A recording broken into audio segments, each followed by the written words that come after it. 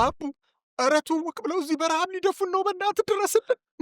ለነገሩ አንተ ምን ብንሞት ሰርግህ ነው። ማንን ሊያገባበት?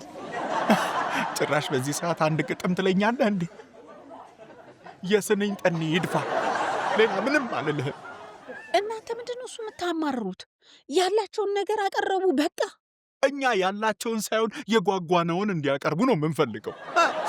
ለካ ሀብታም የሚኮነው በመስቆንቆን ነው የሚባለው ለካ እውነት ነው። እንዲህ አንጀታቸውን እስር አድርገው ሳይበሉ እያደሩ ነው ለካ ይህን የመሰለ ቤት የገነቡት። የድህነት ምንጩ እኮ አንዱ ሆድ ነው። እኔ እናንተን ሆድ ባልሸከም የት በደረስኩ ነበረ። በእግርህ ነው በመኪና? እንደዛ ደህና ነገር በላን ብለን እንበላ። ጎበዝ ቁማርተኞች ናቸው። ይሁላችሁ እኛ ቤት ሲመጡ ግን ከቆምጣጤ ውጭ አንድ ነገር አናቀርብላቸውም። እሺ በቃ አሁን እንሂድ። ወዴት ነው እሱ የምትሄዱት? እናንተ ያማችኋል እንዴ? በስነ ስርዓቱ ተሰናብተን ነው የምንሄደው። ሻይ እያፈሉልን እኮ ነው።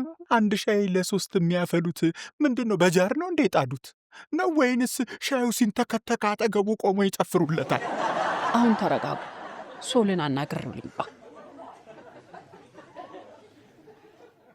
እናንተ የባሏ ቤተሰቦች ፊት እንደዚህ አታውሩ።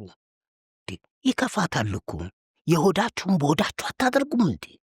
አልበላንማ እንዴት እንቻለው?